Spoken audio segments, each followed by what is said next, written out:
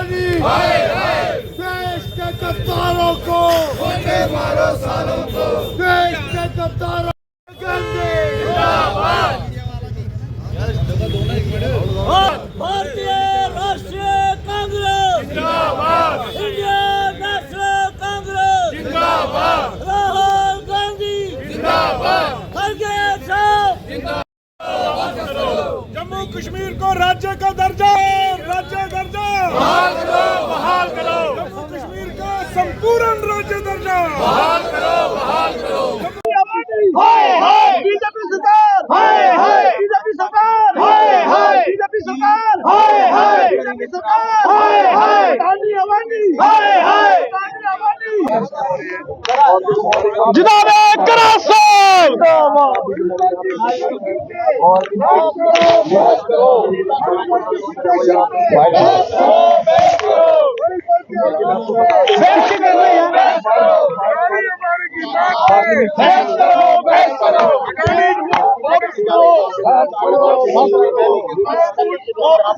वापस करो अमर रहे। यहाँ पर देख सकते हैं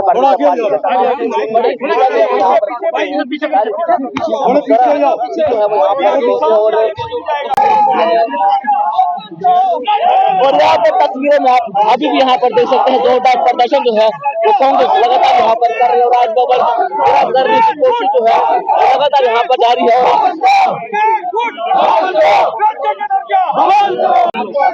इधर से निकलो यहाँ से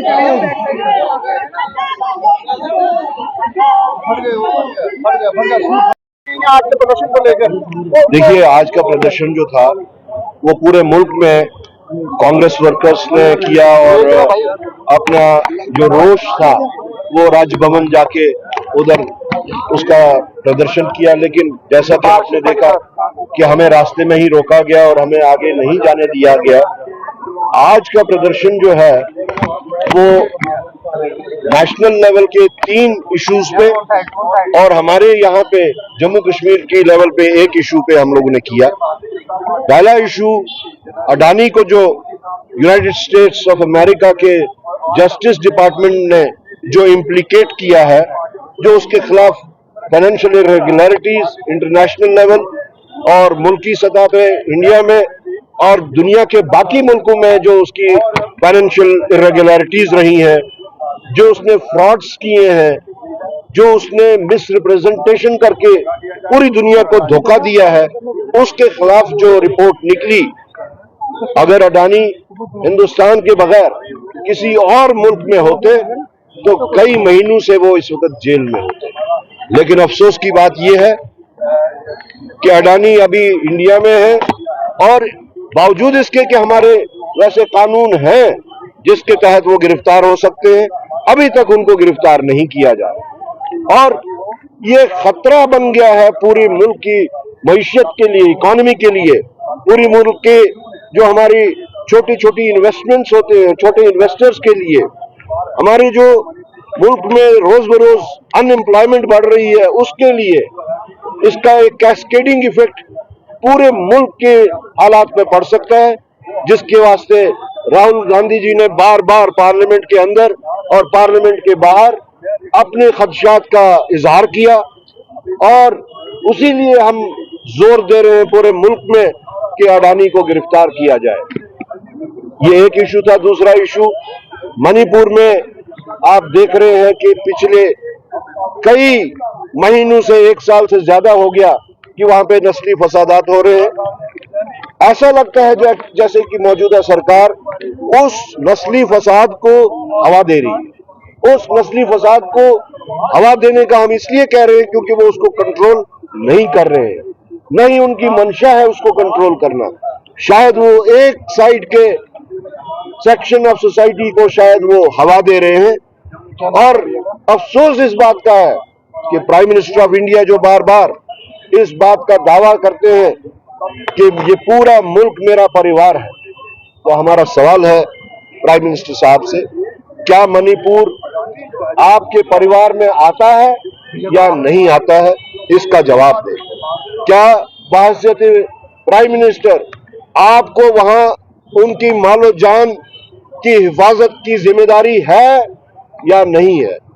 अगर है तो ये वहां पे मौतें क्यों कंटिन्यूअसली हो रही हैं?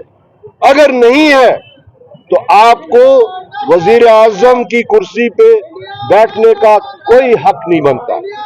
तीसरा मुद्दा जो कल ही आपने देखा कि वजीर आजम शायद उस वक्त वहीं पे थे, उनके सामने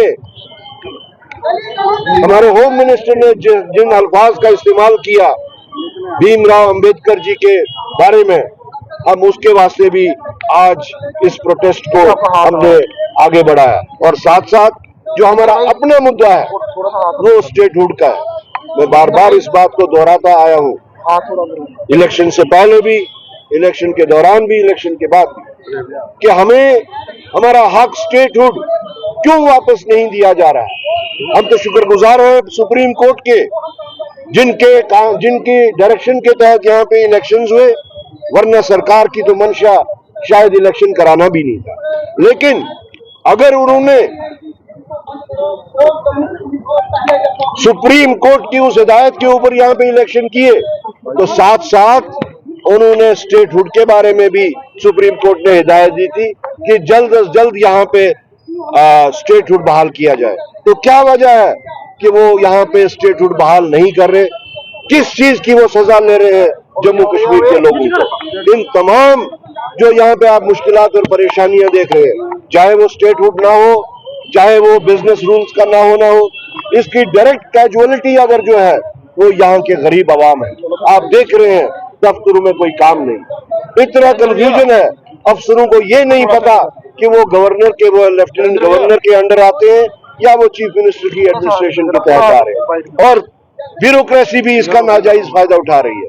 कुछ लोग जायज तरीके से, कुछ लोग नाजायज तरीके से लोगों की इस मुश्किलात को बढ़ावा दे रहे हैं। तो हमारा डिमांड है गवर्नमेंट ऑफ इंडिया से, प्राइम मिनिस्टर से, होम मिनिस्टर से, कि जो वादे आपने बार बार कहे हैं, या तो आप ये कहिए कि जैसे पहले आपने जुमले कहे थे वैसा ही ये एक जुमला है, वरना अगर जुमला नहीं है, अगर आपकी कमिटमेंट है पार्लियामेंट के अंदर, पार्लियामेंट से बाहर, जम्मू कश्मीर की जमीन पे भी आपने ये वादे दिए हैं, तो क्या वजह है कि आप वो स्टेटहुड रेस्टोर नहीं कर रहे? अगर आप ये स्टेटहुड जल्द अज जल्द रेस्टोर न करें तो कांग्रेस पार्टी हो सकता है आगे अपने इस डिमांड को आगे चलाने के वास्ते कुछ और भी कर सकती है। लेकिन हमारी गुजारिश है कि अगर आप अपनी बात को का मान नहीं रख सकते, कम से कम सुप्रीम कोर्ट की जो हिदायत है उसका मान रखिए। शुक्रिया।